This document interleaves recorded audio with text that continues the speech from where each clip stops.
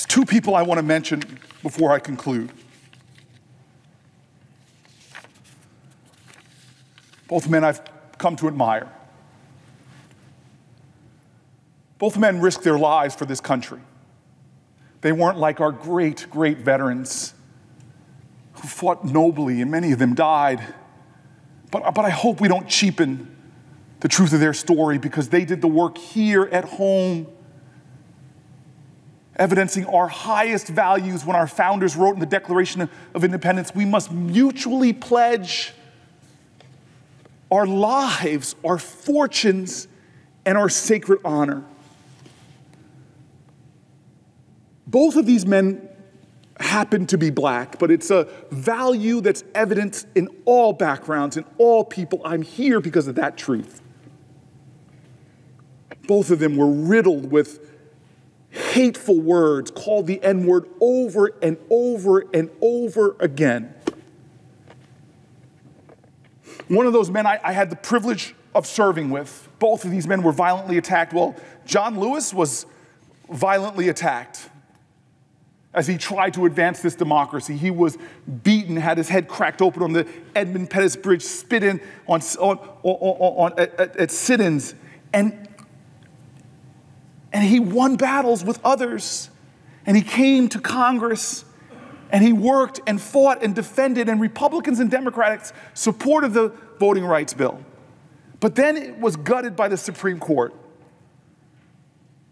And may you all have the experience I have, where your heroes become your friends. And I would ask him, how did it feel to watch part of his life work be torn apart and have these new voting laws that disproportionately impact African Americans? How did it feel?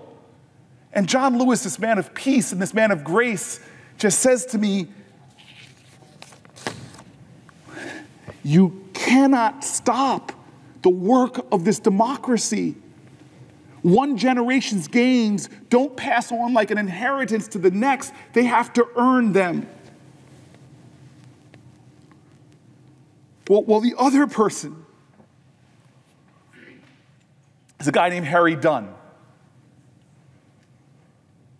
Like John Lewis, he put his life on the line defending this Capitol. He's a Capitol police officer.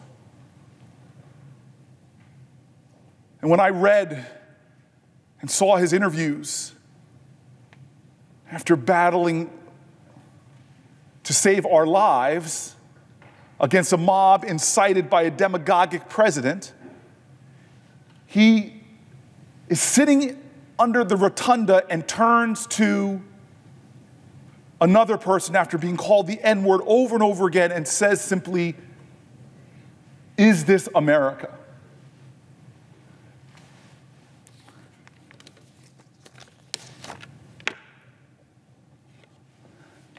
I hope all of us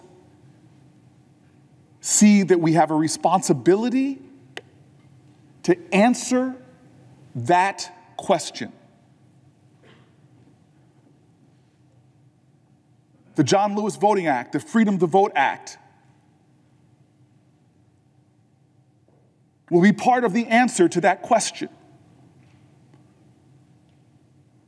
Whether a little black boy and a little black girl and a little white girl and a little white boy who go to vote with their parents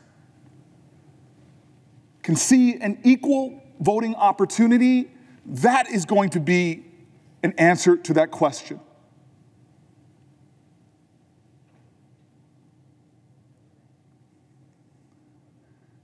Every generation has got to make this country live up to its promise. We are losing ground, and it didn't start on January 6th of last year. I end with an answer, an inadequate answer, to Officer Dunn. In a poem I learned from my parents, in a poem I shared an affection for with John Lewis, that calls upon every American not to point fingers of blame to others, but accept a responsibility, not just to be satisfied in your contempt for some, but rise up as a force of light and love for all. I end with Langston Hughes' poem, "Oh, let America be America again, the land that never has been yet, but yet must be, the land where everyone is free, the poor man, the Indian, the Negro, me. Who made America?